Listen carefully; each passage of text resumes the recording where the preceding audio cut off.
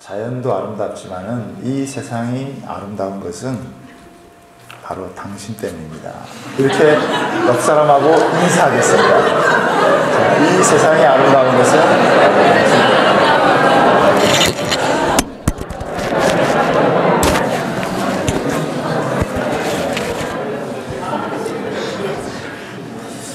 특별히 오늘 여러분 처음 오신 분들, 여러분 때문에 이 세상이 정말 아름다운 세상입니다. 아멘. 네. 여기서 인사가 끝나면 안 돼요. 또 한 번 인사를 해야 됩니다. 두 번째 이렇게 인사하겠습니다. 이 세상이 아름다운 것은 너를 그렇게 바라보는 내가 있기 때문이다. 이렇게 인사하겠습니다.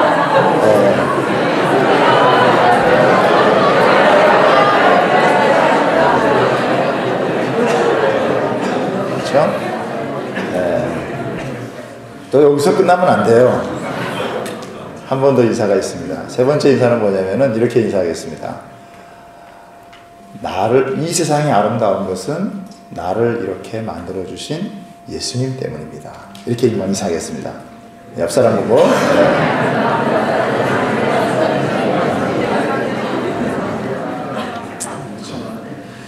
그래요. 세상이 이렇게 아름다운 것은 우리 바로 옆에 있는 형제 자매들 때문이고, 또 그렇게 사람을 아름답게 바라볼 수 있는 내가 있기 때문이고, 나를 또 이렇게 만들어주신 예수님 때문에 저는 이 세상이 아름답게 느껴져요.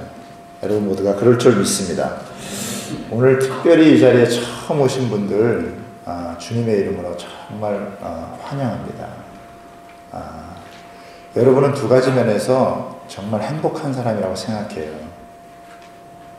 어떤 면에서냐면, 첫 번째로는 여러분들을 위해서 지금 이 자리에 여러분 오기까지 여러분들을 사랑하고 또 여러분들을 위해서 기도해 준 그런 친구가 있기 때문에, 여러분이 이 자리에 온 것은 그냥 온 게 아니고요.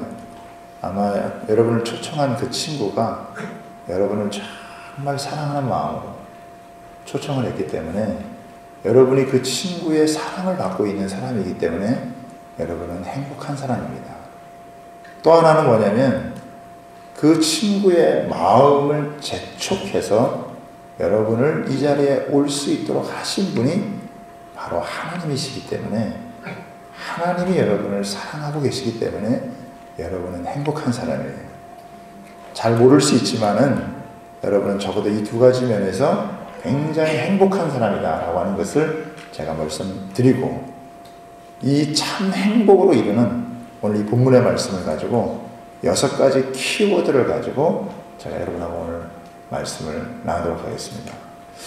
오늘 이 본문의 말씀 가운데서 하나님께서 우리에게 들려주시는 굉장히 귀한 말씀이 있는데, 이 말씀을 하나하나를 통해서 이 6가지 행복의 키워드를 가지고 우리가 진정한 우리 인생의 행복, 우리 인생을 최고로 만들어 가시는 그 하나님의 부르심이 무엇인지에 대해서 여러분 한번 살펴보고자 해요.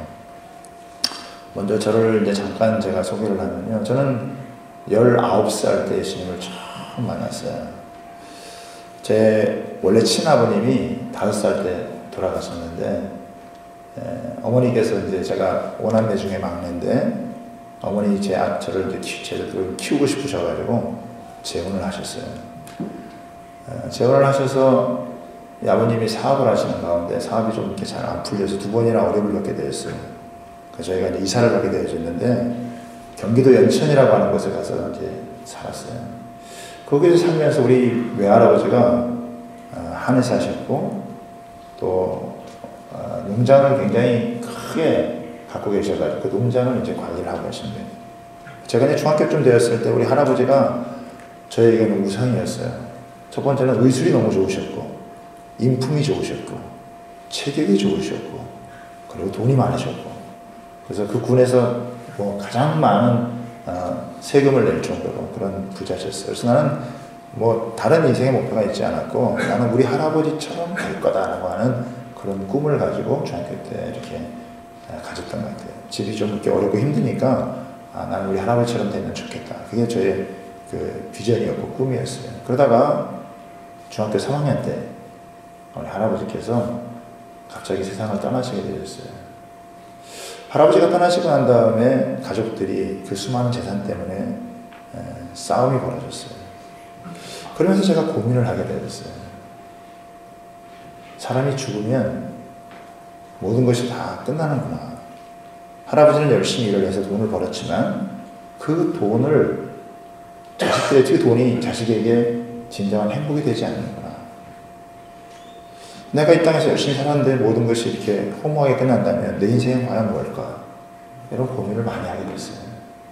그래서 고등학교 때 들어가서 고등학교 1학년에서 3학년 때까지 정신적인 방황을 느끼게 됐어요. 뭐 이렇게 확 삐뚤어 나가지는 않았지만은 그러나 제 마음속에는 고민됐어요. 내가 뭘 붙들고 인생을 살아야 될까? 우리 할아버지가 그렇게 나의 우상이었는데 어쩌면 최고의 성공을 했던 그 할아버지의 모습이 사실은 죽음 앞에서 아무것도 아니라고 하는 그런 생각을 갖게 되어지면서 저는 인생의 허물을 느꼈어요. 그래서 친구들이 제가 한 시간 정도 통화를 했는데 그때 친구들이 저한테 하는 말이 너는 우수에 젖은 아이다 이렇게 얘기를 했어요. 눈에는 항상 슬픔이 가득하고 뭔가 내가 인생을 살아가려야 될 어떤 동력을 얻지 못한 그러다가 저를 위해서 기도해 줬던 친구 그런 저의 모습을 바라보고 중학교 3학년 때서부터 고등학교 3학년 때까지 매일 새벽 기도를 하면서 저를 위해 기도했던 그 친구의 기도를 통해서 제가 예수님을 고등학교 3학년 말예배 만나게 되어졌어요. 아, 인생은 이렇게 한 인생을 살다가 끝난다고 해서 그게 다 끝나는 게 아니구나. 영원한 세상이 있구나. 라고 하는 것을 알게 되어졌어요. 그때부터 제 인생이 변화가 되어야 돼서 오늘을 살아가는 의미를 발견하게 되어졌고 그때부터 제 인생은 정말 놀라운 변화가 일어나서 오늘 여기까지 오게 돼서 여러분에게 말씀을 여러분 전하게 되어진 거예요. 제가 만났던 그 예수님, 제가 그 예수님을 만나서 인생이 변화되어지고 그 최고의 인생으로 그 바뀌게 되어서 여기까지 달려오게 된 그 예수님을 여러분도 오늘 만나시고 또 그 예수님을 여러분이 더 깊이 이미 알고 계신 분들은 더 깊이 예수님을 만나서 여러분이 하나님과 함께 인생을 만들어가는 축복된 은혜가 있게 되기를 주님의 이름으로 부탁합니다. 저의 첫 번째 이 여섯 가지 키워드 중에 첫 번째가 뭐냐면 경청입니다. 1절에 보면은 성경을 좀 띄워주시면 1절에 보면은 무리가 몰려와서 하나님의 말씀을 들을새 예수는 게네사렛 호숫가에 서서 여러분 사람에게 있어서 가장 중요한 게 뭐냐면은 듣는 거예요. 여러분이 왜 유학을 왔나요? 한국을 놔두고 여기까지 먼 곳에 와서 유학을 왔나요? 듣기 위해서요. 사람은 무엇을 듣느냐에 따라서 그의 운명이 바뀌어질 수가 있어요. 좋은 정보를 얻기 위해서 학문을 하기 위해서 여기까지 많은 대가를 지불하고 여러분 왔잖아요. 제가 이제 청년 때 그 우리 학생들을 가르칠 수 있는 기회가 있었는데 뭐 서울대, 연고대, 이대 이렇게 다니면서 그 성경 공부를 같이 했던 적이 있어요. 그때 인류대학이 갖고 있는 그 수준이 뭔가라고 하는 걸 깨달았어요. 보니까 듣는 수준이라고 보니까 인류대로 갈수록 듣는 수준이 다르더라고요. 듣는 거에 따라서 듣는 태도, 듣는 자세 그것이 사람의 운명을 바꾸는구나 라고 하는 걸 제가 알게 되어졌어요. 듣는 거에도 여러 가지가 있더라고요. 보니까 어떤 사람은 듣는 척 하지만 안 듣는 사람이 있고 들으면서 공상을 하는 사람이 있고 어떤 사람은 자기가 듣고 싶은 이야기만 듣고 어떤 사람은 전체 처음부터 끝까지 무슨 얘기를 하는가 다 듣고자 하는 사람도 있고 어떤 사람은 자기의 감정을 동원해가지고 그것을 공감적으로 듣는 사람이 있고 그런데 최고의 듣기는 뭐냐면 영적인 듣기예요. 이것이 나에게 주는 의미가 무엇인가? 하나님이 이 말씀을 통해서 나에게 하시고자 하는 말씀이 무엇인가 라고 하는 것을 듣고자 하며 듣는 이런 영적인 듣는 것 이것이 우리의 운명을 바꾸게 되어지는 거예요. 오늘 본문에 보면 하나님의 말씀을 들을새 하나님의 말씀을 듣는다고 하는 것 자체가 굉장히 중요한 여러분 인생의 기회예요. 이 하나님의 말씀을 들으면 우리의 운명이 180도 완전히 바뀌어질 수 있는 그런 것입니다. 이사야서 55장에는 이런 말씀이 있어요. 오라 너희 모든 목마른 자들아 물로 나오라. 돈 없는 자도 오라. 너희는 와서 사 먹되 돈 없이 값없이 와서 포도주와 젖을 사라. 너희가 어찌하여 양식이 아닌 것을 위하여 은을 달아주며 배부르게 하지 못할 것을 위하여 수고하느냐. 내게 듣고 들을지어다.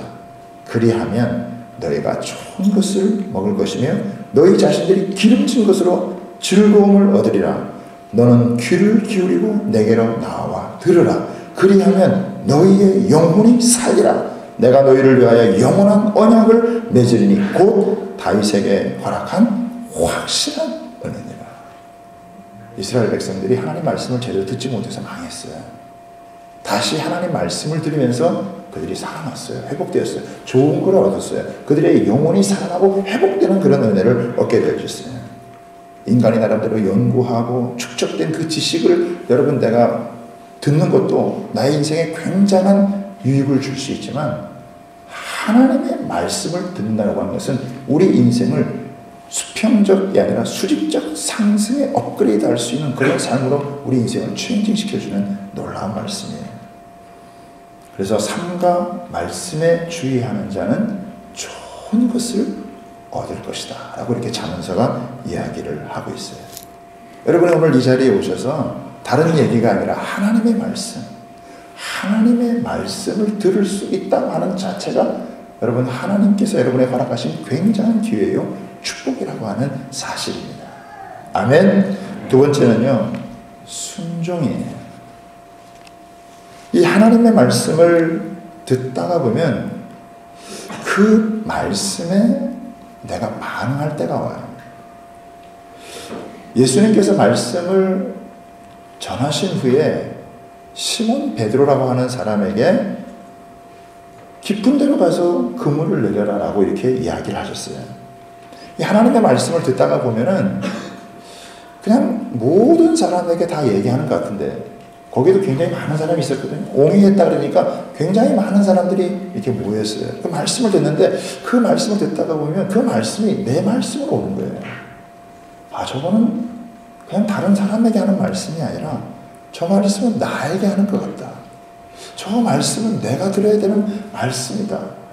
이 하나님의 말씀을 들을 때는 그런 게 와요. 교회에 왜 오냐면요, 교회는 남의 얘기 들어오는 게 아니에요. 성경을 얘기하는데 그 얘기가 남의 얘기 같지 않고 내 얘기 같은 거예요. 나에게 하시는 말씀, 내가 들어야 되는 말씀, 하나님이 어쩌면 꼭 집어서 나에게 하는 그런 말씀처럼 나에게 하는 말씀이 오는 거예요. 그래서 이 말씀을 듣다가 보면 그 하나님 말씀 앞에 개인적으로 반응해야 될 때가 와요. 베드로의 경우를 한번 보면요, 4절에 보면은 예수님이 말씀을 마치시고 예수님이 말씀을 많이 가르친 다음에 그 말씀을 마치시고 난 다음에 시몬에게 이르시되, 베드로에게 이르시되 깊은 데로 가서 그물을 내려 고기를 잡으라라고 얘기하는 거예요. 베드로는 지난밤에 밤새 고기를 잡았어요. 그런데 고기를 제대로 잡지를 못했습니다. 이 베드로라고 하는 사람은 게네사렛 호숫가 거기에서 어렸을 때부터 자랐기 때문에 잔뼈가 굵은 사람이에요. 언제 어느 시간에 어느 장소에 가면 어떤 고기들을 잡을 수 있다라고 하는 고기에 대한 기본적인 그런 생리를 알고 있는 사람이에요. 그러니까 뭐 경험이 있어요. 또 자기 나름의 그런 노하우가 있는 그런 사람이었어요. 여러분, 고기를 잘 잡으려고 해도 그냥 잘 잡을 수 있는 게 아니죠. 공부를 잘하려고 해도 그냥 잘하는 게 아니라 거기는 나름의 노하우가 있는 거예요. 마찬가지로 베드로는 그것을 어렸을 때부터 이것을 충분히 쌓아왔던 노하우가 있는 거예요. 그런데 지난밤에는 열심히 고기를 잡았는데 한 마리도 제대로 잡지를 못했어요. 열심히 수고했지만 안 된 거예요. 여러분도 그런 경우가 있죠. 열심히 최선을 다해 공부를 했는데 시험 답안을 제대로 낼 수가 없는, 진짜 하기를 열심히 했는데 뭔가 아무것도 얻을 수 없는 그런 것이 있었어요. 그런데 예수님께서 그에게 말씀을 하십니다. 너는 깊은 데로 가서 그물을 내려라. 어부들은 상식적으로 알고 있었어요. 낮에는 고기들이 깊은 데로 가지 않는다는 걸, 낮은 곳으로 온다는 걸. 그런데 예수님께서 그렇게 깊은 곳으로 가서 그물을 내려라라고, 모든 사람이 다 들었는 말씀 가운데 꼭 나한테 너는 깊은 데로 가서 그물을 내려라라고 얘기를 하시는 거예요. 베드로는 자기 상식과도 맞지 않았어요. 그런데 베드로가 이런 고백을 합니다. 선생님, 우리들이 밤이 맞도록 수고하였으되 잡은 것이 없지만은 말씀에 의지하여 내가 그물을 내리리이다. 이게 바로 순종이었습니다. 그는 밤새도록 수고했어요. 나름대로 최선을 다해서 여러분 수고를 했습니다. 자신의 생각과 너무 다를 수 있는 예수님의 말씀이었지만 예수님의 말씀에 순종을 하는 거예요. 내 생각은 동의하기 어렵지만 그러나 예수님이 말씀하시니까 You say so. 당신이 그렇게 말씀하시니까 내가 그 말씀에 한번 순종해 보겠습니다. 다 이해가 안 되지만 다 그 상황이 파악이 되는 것은 아니지만은 내 생각이 있지만 그러나 예수님께서 깊은 곳에 가서 그물을 내려봐라. 예수님이 말씀하시니까 그 말씀에 내가 한번 순종을 해본 거예요. 그 말씀을 그대로 한번 따라 본 것입니다. 그런데 베드로가 이 그물을 내리게 되자 어떤 놀라운 일이 생겼냐면 6절을 보겠습니다. 고기를 잡은 것이 힘이 많아 그물이 찢어지는지라. 성경에서 그물을 내렸는데 지난밤에는 제대로 한 마리도 못 잡았는데 엄청나게 많은 고기를 갖다가 잡게 돼요. 그물이 찢어질 정도로 잡았다고 하는 거예요. 진짜 어메이징한, so great한 이런 일들이 여러분 일어나게 된 것입니다.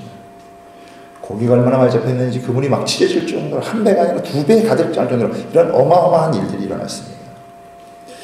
여러분, 하나님 말씀을 듣고 그냥 끝나면 우리 인생에 아무 일이 생기지 않아요.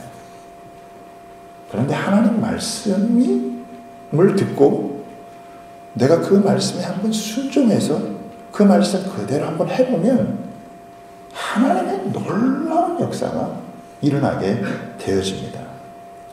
여러분, 순종하기 전에는 결코 경험할 수 없었던 일인데 순종할 때 하나님 말씀을 듣고 따를 때 그 말씀 그대로 한번 해볼 때 거기에 하나님의 기적의 역사가 너무나 놀랍게 드러난다고 하는 사실입니다. 그래서 여러분, 말씀만 듣고 끝나지 마시기를 바라요. 여러분, 말씀을 듣고 그대로 한번 해보는 사람에게는 하나님이 예비하신 놀라운 일들이 일어나게 되어져 있습니다.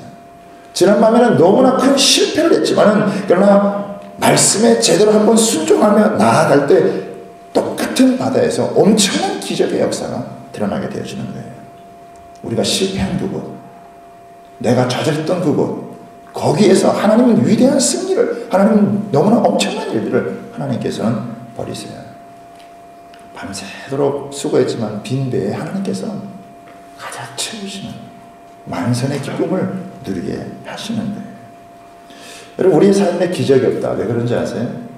하나님 말씀에 제대로 한번 순종해 보지 않았기 때문에, 듣고 말았기 때문에, 내가 반응해야 될 때 그 반응을 제대로 하지 않았기 때문에, 하나님 말씀 앞에 그대로 한번 You say so. 당신이 그렇게 말씀하시니까 내가 한번 해보겠습니다. 그 제대로 한번 해보면 거기에 하나님이 살아계신 역사, 그 기적의 역사가 드러나게 되는 것입니다. 여러분, 순종 속에는요, 하나님 말씀을 듣고 순종하는 그 속에는요, 엄청난 기적이 담겨져 있어요. 여러분, 그렇게 해보시기를 주님의 이름으로 축복합니다. 세 번째는 뭐냐면 저는 친구, 비전 프렌드라고 생각을 합니다. 7절에 보면은 이에 다른 배에 있는 동무들에게 손짓하여 와서 도와달라니 그들이 와서 두 배의 체험에 잠기게 되었더라. 여기 동무라는 말이 기록되어 있어요. 이 동무라는 말에는 두 가지 의미가 있는데 하나는 친구, 하나는 동지라고 하는 의미예요. 다시 말하면 비전 프렌드예요. 여러분, 엄청나게 많은 고기를 잡았거든요. 그 잡은 고기를 다 놓치지 않으려면 혼자서는 안 돼요. 두 사람이 같이 힘을 모아야 돼요. 반드시 동무가 있어야 돼요.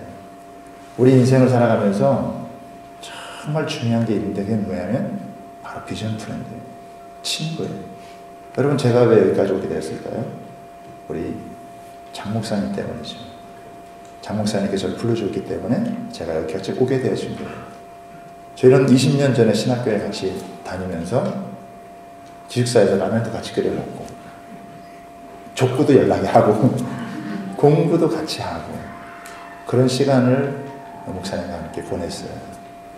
그것이 인연이 되어져 가지고 헤어져서 오래되었지만은 저는 강원도 하천으로, 우리 목사님은 이 미국에 오셨지만은 그러나 그 인연은 거기서 끝난 게 아니에요. 20년이 지난 이 시점에 다시 연결되어서 제가 초청을 받고 여기에 오게 되어진 거예요. 한 번 맺은 여러분 인연은 쉽게 끝나지 않습니다. 여러분 이곳에서 여러분의 인생의 비전과 꿈을 함께 나눌 수 있는 비전 프렌드를 만나는 게 너무나 중요해요. 저도 이 신앙 공동체에서 저는 친구들을 만났어요. 제 아내를 또 만났어요. 평생 함께 꿈을 꿀 수 있는 사람을 만났어요.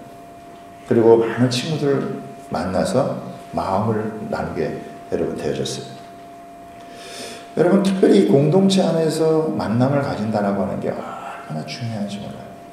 사심없이 사랑하고 사심없이 자기 마음을 나누고 그것을 위해서 함께 기도해 줄 수 있는 친구, 그런 비전 프렌드. 그래서 우리 인생에 꼭 놓치지 말아야 될 중요한 것은 뭐냐면 비전 프렌드를 만나는 거예요.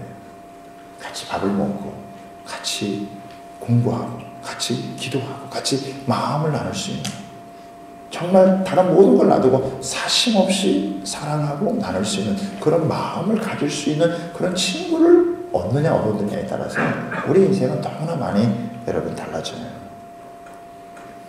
제가 보니까 우리 영광하는 장로교회 정말 특별한 것 같아요. 여기 왔어요. 금요일날 말씀 전하면서도 참 놀랐어요. 참 특별한 거구나. 여러분 이곳에서 하나님을 만나시기를 주님의 이름으로 축복합니다.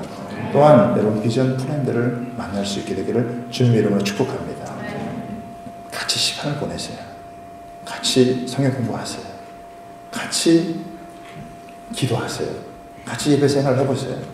같이 마음을 나눌 수 있는 그런 관계를 여러분 가져보시기 바랍니다. 공동체를 만날 수 있다는 것, 우리가 하나님 안에서, 예수님 안에서 우리의 관계 가운데서 함께 가운데 계시는, 나와 너 사이에 가운데 계시는 그 예수님 때문에 우리가 관계를 맺을 수 있는 그런 친구를 만난다고 하는 것, 솔직하게 마음을 나눌 수 있는, 같이 기쁨과 즐거움을 나눌 수 있는 그 친구를 만날 수 있다고 하는 게 우리 인생에 얼마나 큰 축복이고 우리가 진정한 행복으로 들어갈 수 있는 길이라는 것을 알 수가 있습니다.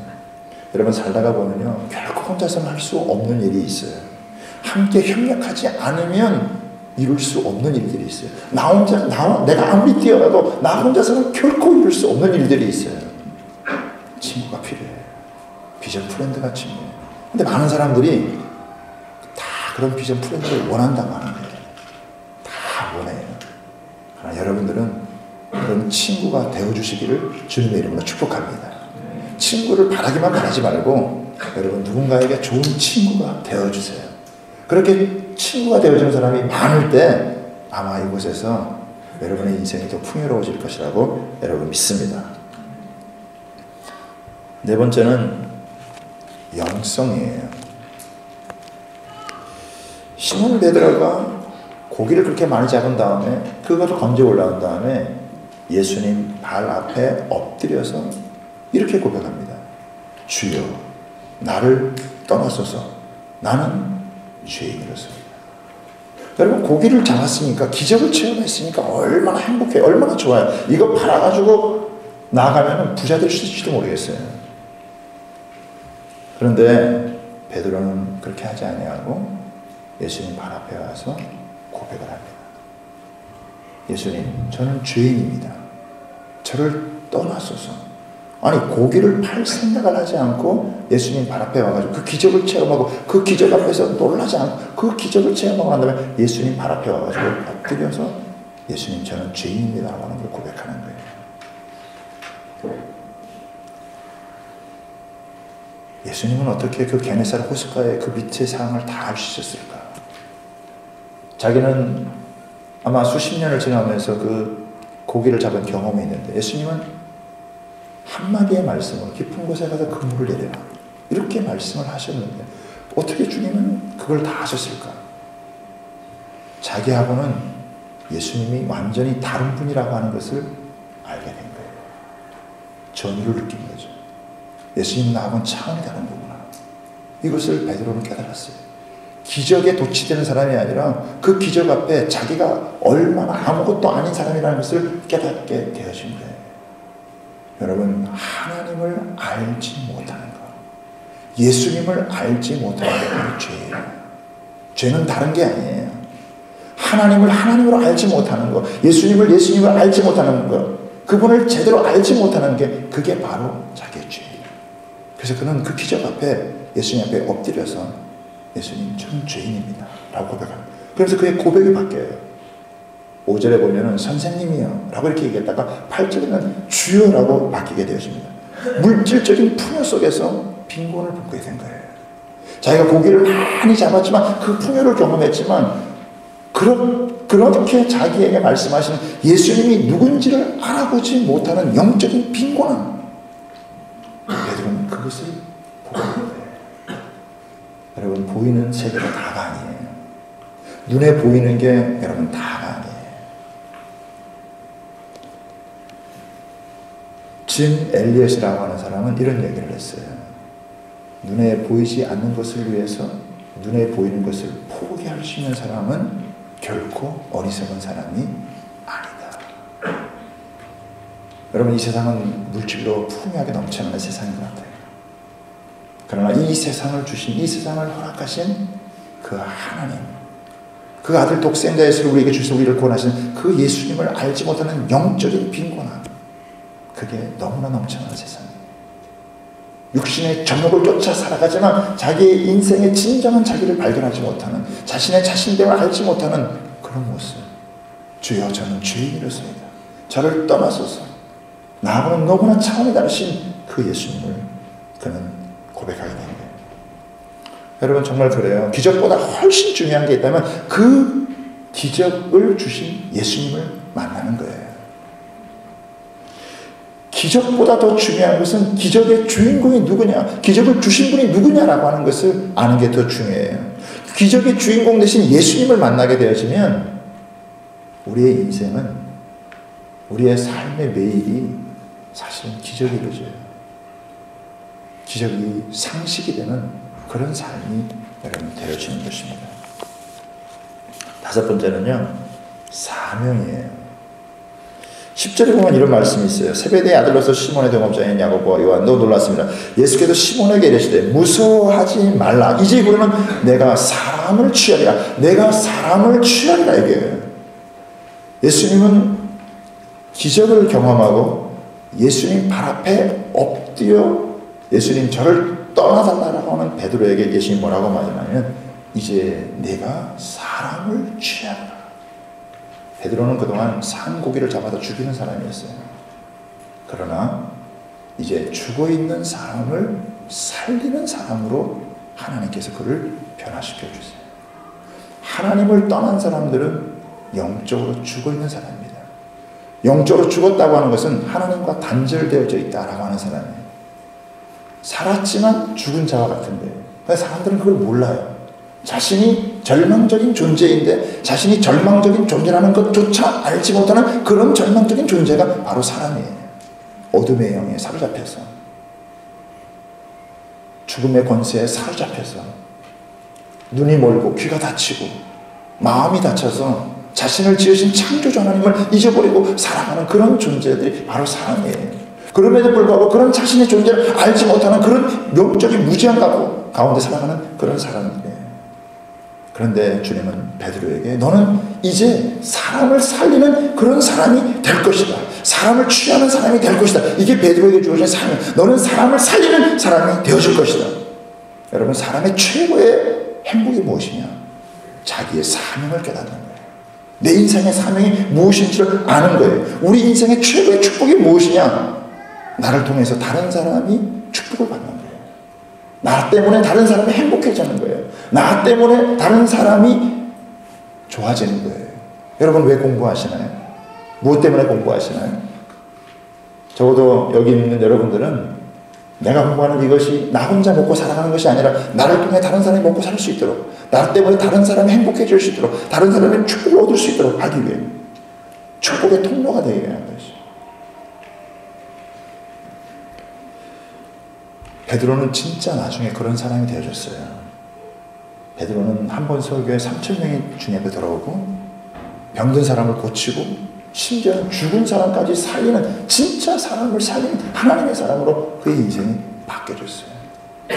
아마 예수님의 부르심에 따르지 않았다면 그냥 자기 혼자 먹고 살고 자기 가족 하나 먹고 살기에 근근했던 사람이었지만 하나님께서 네가 이제는 사람을 취하리라 라고 했을 때 베드로가 그 말씀을 따르고 갔을 때 그는 나중에는 어마어마하게 사람들을 축복하는, 그 사람들을 살려내는, 사람을 취하는 그런 사람으로 변화가 된 거예요. 여러분, 하나님 우리를 왜 불러주신 줄 아세요? 우리에게 사명을 주시기 위해서요. 우리에게 살아갈 이유가 무엇인지 알려주기 위해서요.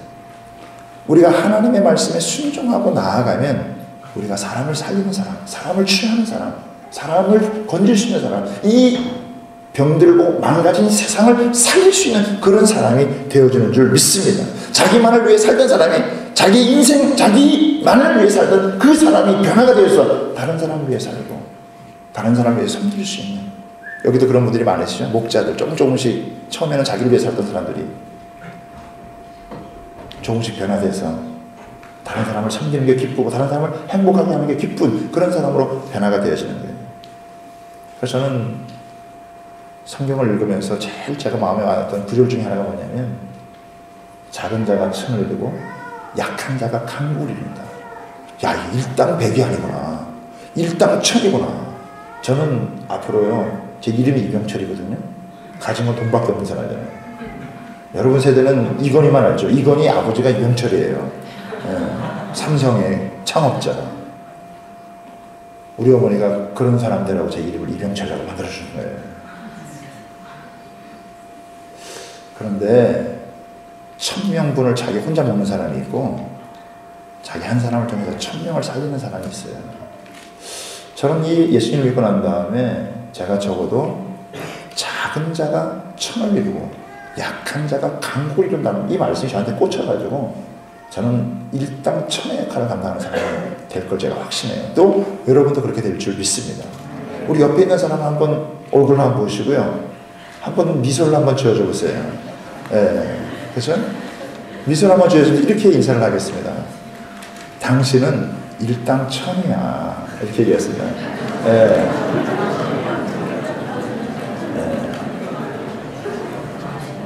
여러분 적어도 그냥 한두 사람, 그냥 한 회사 정도 살리는 사람이 아니라 여러분이 기업을 해도 1000명의 직원을 먹여 살릴 수 있는 그런 사람이 될 줄을 믿습니다.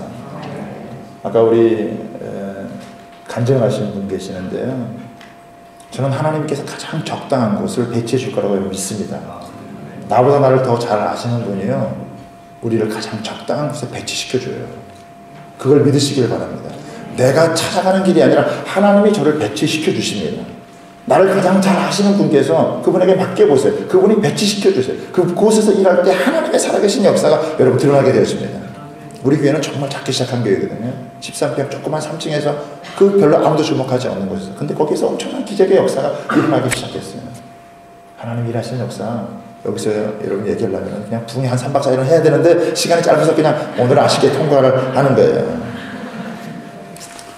여러분 공부가 왜 힘든 줄 아세요? 사명을 발견하지 못했기 때문에, 이걸 내가 왜 해야 되는지 알지 못하기 때문에 힘든 거예요. 그러나 사명을 발견해 보세요.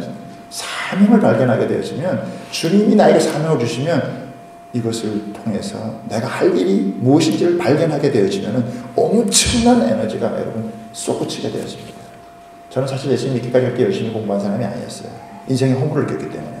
그러나 예수님을 만나고 난 다음부터 모든 게 변화되어지고 달라지고 새로워지고, 정말 하나님께서 우리에게 너는 사람을 취하리라고 하는 그 한 말씀을 주셨을 때, 네가 사람을 살리는 사람, 이 병들고 망가진 세상 네가 살리는 그런 곳이 될 것이다. 네가 어느 곳에 있든지 간에 너는 사람을 살리는 사람이 되어질 것이다. 세상을 좋게 만드는 사람이 될 것이다. 너를 통해서 이 세상이 조금이라도 좋아질 수 있는 그런 사람으로 너의 인생을 살게 될 것이다. 그럴 때요, 우리는 삶의 보람을 느껴요. 내 존재 이유를 발견하게 되어지는 거예요. 아마 여러분들이 이곳에서 예수님을 만나고 여러분이 예수님께서 너의 사명이 이것이다 라고 준다면 여러분 모든 어려움을 이겨내고 극복하고 승리할 수 있는 그런 사람이 되어줄 줄 믿습니다. 마지막 6번째는 결단이에요. 11절에 보면, 마지막 절에 보면 이렇게 되어 있습니다. 그들이 배들을 육지에 대고 모든 것을 버려두고 예수를 따르니라. 여러분 고기를 엄청나게 잡았으니까 그거 빨리 판 다음에 예수님을 따라갈 수도 있잖아요. 근데 배를 대자마자 예수님을 따르는 거예요. 엄청난 고기를 잡았는데 이 고기를 팔아가지고 돈을 벌 생각을 하지 아니하고 예수님을 따르는 거예요. 왜 그럴까요? 예수님께서 인생 최고의 약속을 주셨기 때문에 그런 거예요. 예수님은 나보다 나를 더 잘하시고 나보다 나를 향한 더 놀라운 계획을 예수님은 갖고 계세요. 저는 예수님이 누구냐? 이 세상 어느 누구도 나에게 줄 수 없는 약속을 나에게 주시는 분이시다. 우리가 왜 예수님을 따르느냐? 내가 왜 예수님을 믿고 모든 것을 버리고 따를 수 있느냐?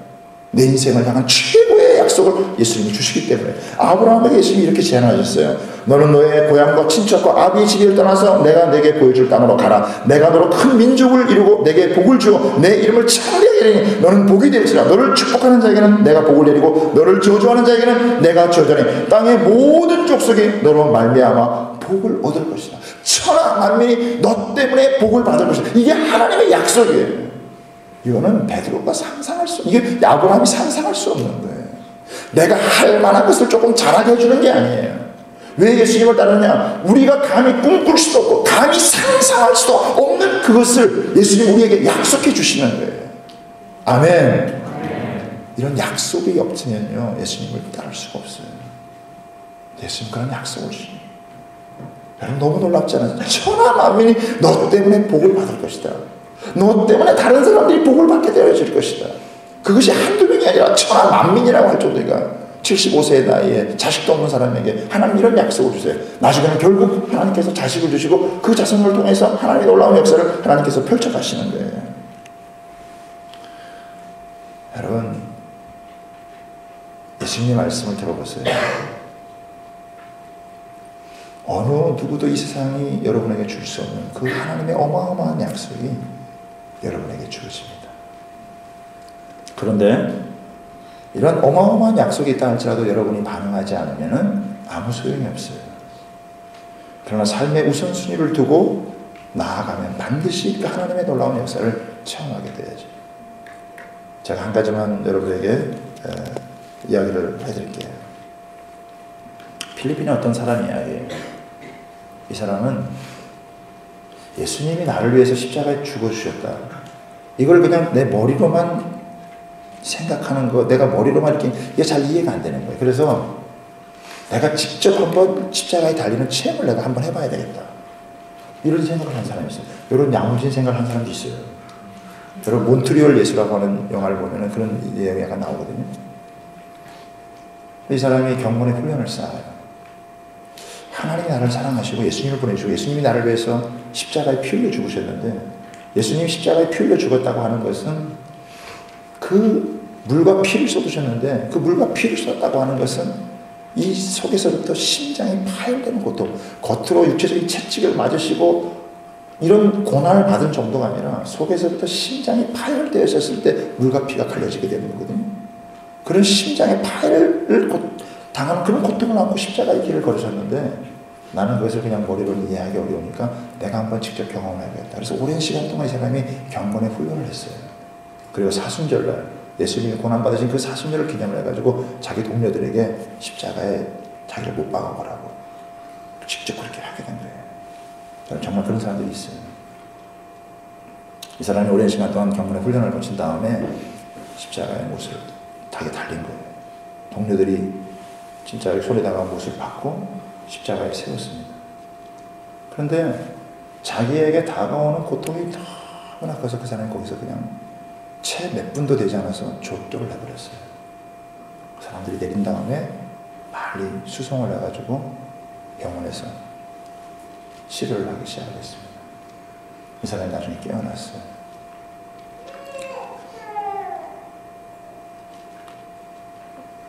진지하게 이 사람이 주님께 기도하기 시작해요. 예수님, 어떻게 그렇게 무서운 고통을 이길 수 있었을까요? 예수님, 어떻게 그렇게 무서운 고통을 극복할 수 있었습니까? 저는 잠시라도 견디지 못해서 그만 졸도를 하고 말았는데 제가 어느 수련회에 잘못 갔다가요, 그 십자가 체험이라고 하는 그 코스가 있었어요. 그러니까 수련을 잘못 간 거예요. 못 위를 걷는 거예요. 그걸 이렇게 빼쭉하게 세우는 게 아니라 이렇게 이제 거꾸로 이렇게 뭐 대가리가 있으면 이렇게 세우는 데가 한 10m 되는 거예요.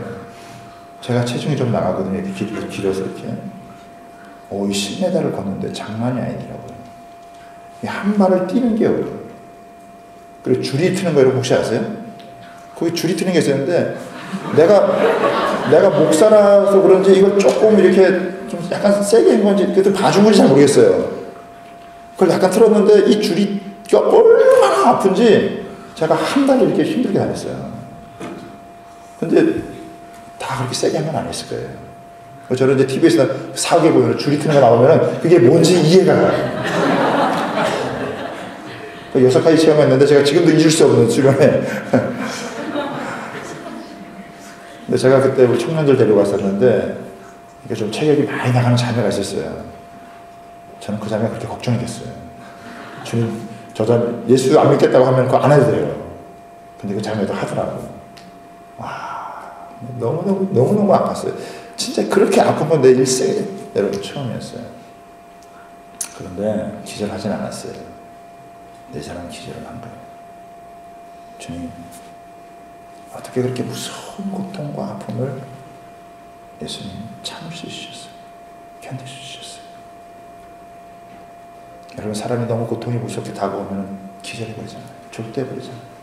예수님은 십자가에 달려있는 6시간 동안 졸도했다는 이야기가 없어요. 우리의 죄를 대속하기 위해서 주님은 그것을 하나하나 다 감당을 하셨어요. 그리고 그 기도하는 어느 날 주님께서 그 형제에게, 그 사람에게 응답을 해주셨어요.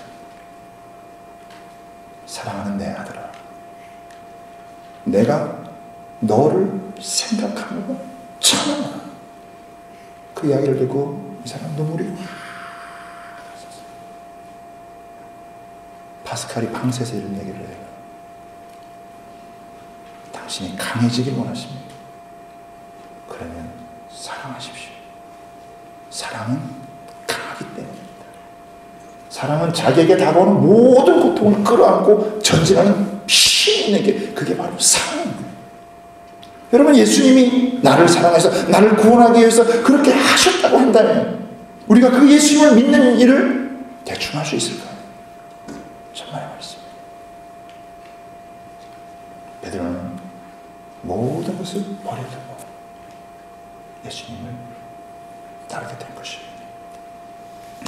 예수님을 따르는 일, 이것은요, 이 세상에서 가장 놀라운 일이고 가장 위대한 일이고 가장 가치 있는 일이고 가장 흥미진진한 일이고 우리 인생의 대반전을 가져다 주는 일이에요. 여러분, 사람도 꿈과 비전이 없으면 공부 대충 하게 돼요.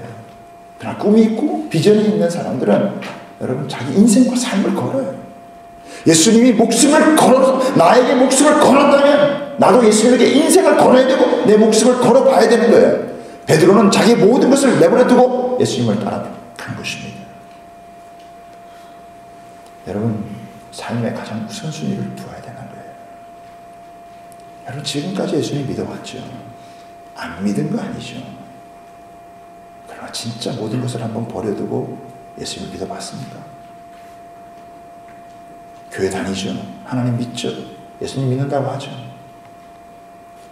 그러나 이들이 모든 것을 버려두고 예수님을 따랐다고 할 만큼 내 인생의 모든 우선순위를 두고 내가 진짜 예수님을 한번 그렇게 따라본 적이 여러분 있습니까? 어느 정도는 하죠. 어느 정도는 하죠. 그러나 이들은 모든 것을 버려두고 모든 것을 내버려 두고 가장 삶의 우선순위를 두고 예수님을 따라온 거예요.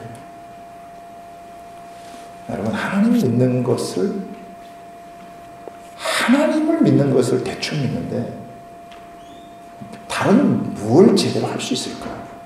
저는 그런 인생 기대할 수 없다고 생각해요.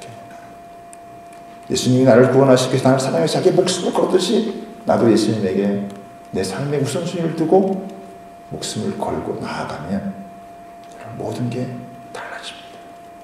모든 게 여러분 달라지게 되어 있어요. 여러분, 내가 예수님을 믿고 따르는 일은 미룰 수 없는 일이에요. 내일은 내 날이 아니에요. 오늘만이 나의 날인 것입니다. 그때는 오늘 믿고 나아가야 돼요. 내가 하나님을 알아가는데 방해가 되는 것이 있다면 그것은 버릴 필요가 있어요. 혹시 어떤 사람 게임, 어떤 사람 장, 어떤 사람 연애, 어떤 사람 공부, 어떤 취미, 여러분 그런 거 한번 내려놔보세요. 내가 예수님을 따르는데 거친 것이 있다면 한번 그것을 내려놓고, 이들은 배를 내려놓고 모든 걸 내려놓고 한번 예수님. 그렇다고 여러분 지금 다 때려치고 신학교를 가라는 게 아니에요. 지금 네? 신학생들 넘쳐나고 있어요. 여러분의 삶의 우선순위를 두고 정말 예수님을 한번 따라보라요. 여러분 이곳에서 보내는 4년 동안 아니면 좀 더 다른 그 시간 동안 여러분이 한번 이곳에서 예수님을 한번 찾아 만나보시기를 바랍니다. 그러면 여러분의 인생의 모든 부분들이 달라지는 역사가 있게 되실 거예요. 여러분 joy라고 하는 단어를 아시나요? joy. 인생의 참된 기쁨, 즐거움 어디서 얻느냐? joy. Jesus first. Other second. You third. 예수님을 첫 번째로 모시고 다른 사람을 사랑하고 그리고 섬기며 살아가면 거기에서부터 하나님의 놀라운 역사, 우리 인생의 참된 행복, 기쁨, 우리 인생의 만족, 그것이 무엇인지를 발견하게 여러분 될 것입니다. 아멘. 그래서 6가지 경청, 그리고 그 말씀을 여러분 뭐 한다고요? 순종하게 되어지고, 그리고 친구를 얻게 되어지고, 사명을 발견하게 되어지고, 그 다음에 뭐죠? 영성, 예수님 앞에 자신을 발견하는 영성을 갖게 되어지고, 그리고 결단을 가지고 나아가게 되면 여러분 보이지 않던 세계가 보이게 될 것이고, 느끼지 못했던 세계가 느껴지게 될 것이고, 하나님께서 우리 인생을 예비해 놓으신 놀라운 역사들이 이루어지게 될 줄 여러분 믿습니다. 그 일에 여러분들이 주인공 되시기를 주님의 이름으로 축복합니다. 이 시간 잠깐 눈을 감겨 보겠습니다. 이 시간 다 같이 한번